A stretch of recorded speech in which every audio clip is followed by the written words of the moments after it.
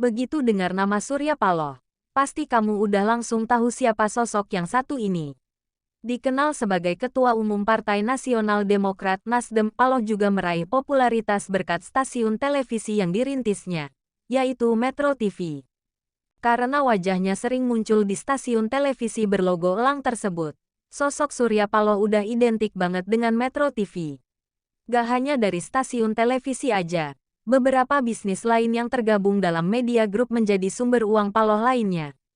Kiprah Surya Paloh di dunia bisnis, jangan ditanya lagi deh. Di luar bisnis media, ia juga menjalankan bisnis properti, restoran, hingga sumber daya alam. Paloh juga memiliki beberapa yayasan yang dimanfaatkannya untuk melakukan aksi sosial. Selain menjadi pengusaha Indonesia yang terbilang sukses, Surya Paloh juga masuk daftar orang terkaya di Indonesia. Di daftar 150 orang terkaya di Indonesia versi Globe Asia 2018, nama Paloh bertengger di peringkat 77 dengan kekayaan 575 juta dolar atau 8,74 triliun rupiah. Lebih besar dari kekayaan yang dimiliki Sandiaga Uno. Padahal, pria 67 tahun ini bukan mewarisi usaha keluarga seperti profil orang kaya lainnya yang kita tahu. Lantas, gimana ceritanya ia bisa sukses seperti sekarang? Simak aja yuk ceritanya dalam ulasan berikut ini. Dulu pernah jualan teh, ikan asin, dan karung goni. Anak dari pasangan Daud Paloh dan Nursiah ini lahir di Banda Aceh pada tanggal 16 Juli tahun 1951. Namun, sebagai orang Aceh, ia lebih banyak menghabiskan masa kecilnya di Sumatera Utara. Di Sumatera Utara lah ia mulai menapaki perjalanan suksesnya. Sejak kecil, minatnya menjadi pengusaha udah terlihat. Seperti yang diungkap Wikipedia, suami Rosita Barak itu pernah berjualan teh, ikan asin, dan karung goni sewaktu masih usia sekolah. Malahan, agar barang dagangannya laku, ia sampai masuk area PT Perkebunan Nusantara buat jualan. Mendirikan bisnis sendiri semasa remaja, dia benar-benar menikmati perannya menjalankan bisnis.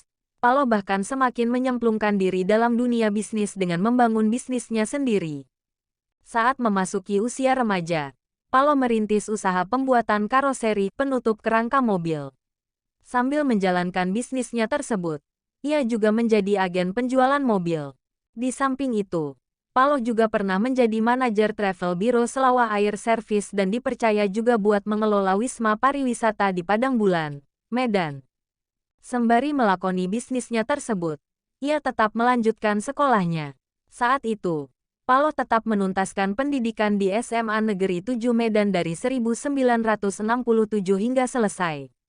Setelah lulus, ia malah melanjutkan pendidikannya hingga ke perguruan tinggi. Ia pernah tercatat sebagai mahasiswa Fakultas Hukum di Universitas Sumatera Utara. Karena gak selesai, ia melanjutkan pendidikannya di Fakultas Ilmu Sosial dan Ilmu Politik, Universitas Islam Sumatera Utara. Sejak muda aktif di beberapa organisasi, di samping bergelut dengan bisnis, Surya Paloh juga menghabiskan masa mudanya terlibat di beberapa organisasi. Salah satunya, dalam Kesatuan Aksi Pemuda Pelajar Indonesia (KAPI), dan ditunjuk menjadi ketua pada waktu itu. Paloh juga pernah menjadi koordinator pemuda dan pelajar di Sekretariat Bersama Golkar. Dia juga mempelopori berdirinya organisasi Putra-Putri ABRI (PP ABRI) tahun 1968 dan menjadi pemimpin organisasi tersebut se-Sumatera Utara.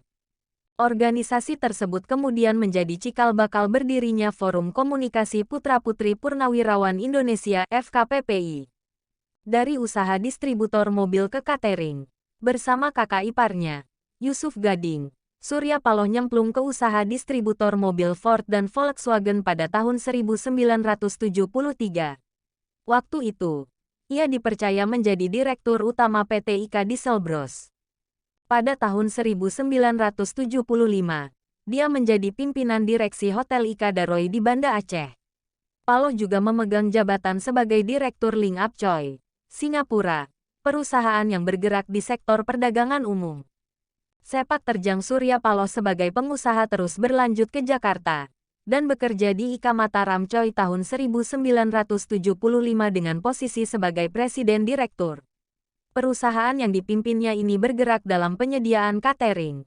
Dari perusahaan catering itulah, Paloh mendapat ide mendirikan perusahaan catering sendiri yang diberi nama Indocater. Belakangan perusahaan cateringnya tersebut berkembang menjadi perusahaan catering nomor 1 se-Asia Tenggara. Bangun bisnis media dari prioritas hingga Metro TV. Melihat peluang, Surya Paloh tertarik membangun bisnis media. Media pertamanya adalah Surat Kabar Prioritas yang berdiri pada tanggal 2 Mei tahun 1986. Namun, bisnisnya ini ditutup karena dinilai gak sesuai dengan kode etik jurnalistik Indonesia. Meski begitu, Paloh seakan gak kapok membangun bisnis media baru. Kali ini, dia menghidupkan kembali majalah Vista. Setelah itu, dia menjalankan bisnis koran media Indonesia pada tahun 1986. Keputusannya mengelola media Indonesia berbuah kesuksesan. Dia pun membangun media lainnya di beberapa daerah, seperti Harian Aceh Pos, Mimbar Umum, Sumatera Express, Lampung Pos, Gala, Yoga Pos, Nusa Tenggara, Bali News, Dinamika Berita, hingga Cahaya Siang. Belum merasa puas, Paloh mendirikan stasiun televisi yang dinamai Metro TV. Stasiun televisi ini resmi mengudara pada tanggal 25 November tahun 2000. Metro TV didesain menjadi stasiun yang fokusnya menayangkan berita. Itu tadi kisah sukses Surya Paloh yang waktu kecil cuma dagang kecil-kecilan begitu besar bangun bisnis skala nasional. Dari perjalanan karir Paloh, kita bisa belajar betapa pentingnya memanfaatkan peluang.